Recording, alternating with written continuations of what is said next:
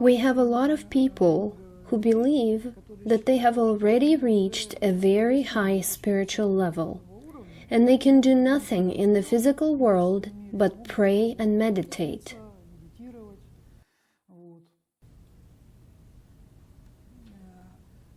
In this sense, they're a little wrong. First, in evaluating their spiritual level, and second, they misunderstand the meaning of inaction. There is such a notion in Hinduism as non-action. This term, I do not know how it sounds in Sanskrit, but in Russian it is translated as inaction. And thus people think that they can do nothing. But in fact, non-action does not mean doing nothing. A person who reaches a high spiritual level in his consciousness acts just like all other people. He can cook food, he can bring up children, he can conduct training, engage in charity, medicine, etc. That is, he can also do all the activities that people practice. The difference, which is why he does not create consequences, why he doesn't produce karma, is because he does not act from the position of his ego, but enables God to manifest himself in this activity in the world. Thus, all the activities that he does become divine activities. And accordingly, the fruits, the results of his actions do not bring him karmic retribution. There is a good quote that I wanted to read. It is from the book that is called God Talks with Arjuna, the Bhagavad Gita, Royal Science of God Realization by Paramahansa Yogananda. I will read this quote. Nothing is as thrilling as the desire to succeed for God. If God is present in the aspirations of the seeker of spirituality, the karmic consequences that automatically grow out of actions according to the law of nature are burned in the inner fire of divine wisdom. At a certain level of consciousness, when a person refuses his free will and fulfills the will of God by all his actions, continuing to live on the physical plane, then his activity does not create karmic retribution, does not bring karma.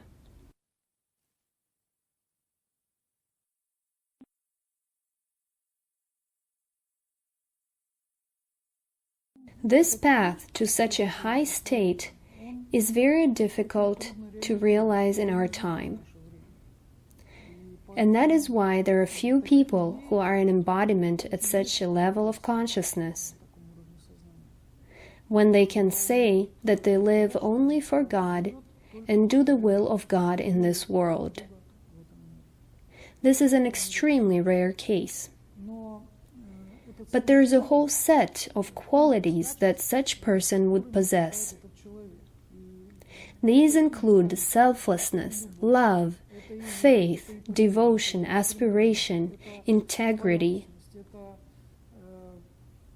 mercifulness, compassion, truthfulness, sincerity. All the divine qualities that exist, they must be present in this person, some to a greater extent than others.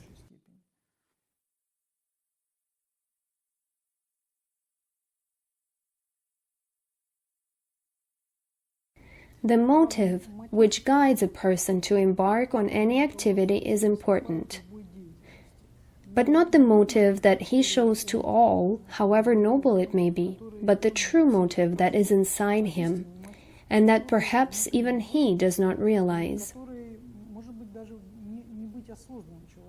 This inner motive leaves an imprint on everything that a person does. A person can act as sincere, truthful, devoted, but in reality he may not be so. Then he actually carries out activities which create karma, the fruits of which will bring him retribution.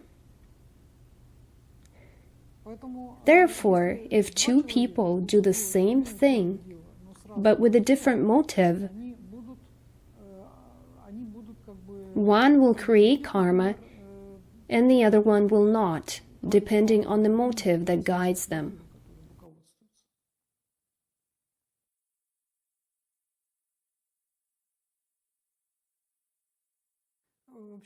Jesus taught us to judge by the fruits,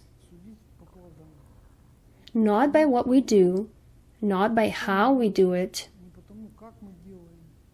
but by the result of our activities. In spite of the fact that the fruits of activity are now ripening very quickly, nevertheless, they may not mature until the end of the current incarnation. Therefore, it is said that everything can be judged only after a certain time. That is, when a person lives, makes mistakes, then corrects his mistakes, and does something else. In fact, not everything is obvious. Everything becomes obvious after a certain time. Historically, saints become canonized after a lapse of 100 years.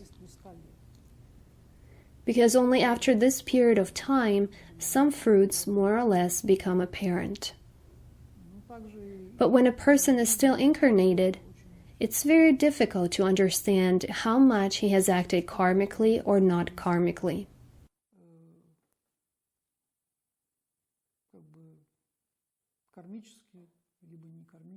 It is very difficult, almost impossible.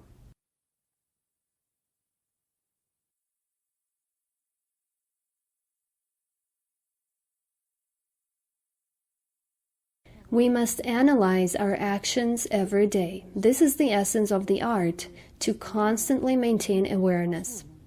We have to maintain awareness every minute and every second throughout the day.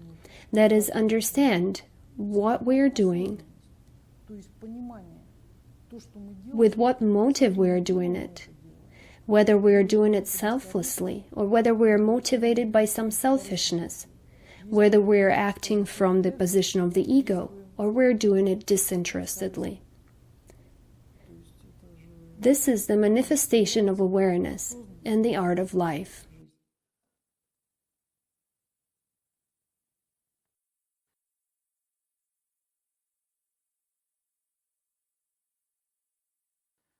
We must constantly maintain our spiritual level every day.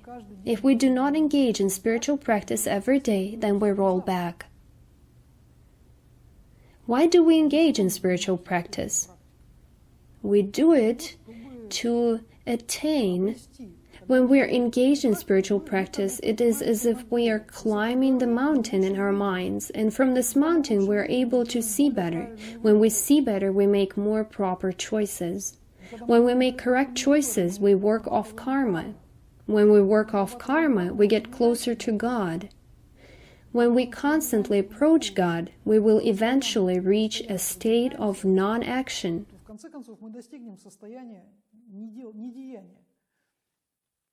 And we will no longer be involved in karmic activity.